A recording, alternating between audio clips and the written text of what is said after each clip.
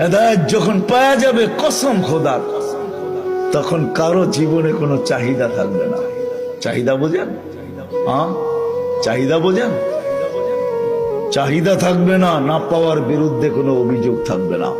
সবার জীবনে দুটা জিনিস আসবে, শুকুর আর সবর। যেমন পাক, যতটুকু পাক, যেমন পাক, কম টাকার বেশি টাকার, কম দামের বেশি দামের, যতটুকু পাবে অতটুকু পায়া বলবে আলহামদুলিল্লাহ। কি বলবে? কি? আর যখন পাবে না তখন কি বলবে? যখন পাবে না তখন সবর করবে। যদি বলে সবর করিস, তো সবরের ফল মিঠা, তুই জানিস না কেমন মিঠা লাগে। কেমন মিঠা লাগে তুই জানিস না, সবরের ফল মিঠা।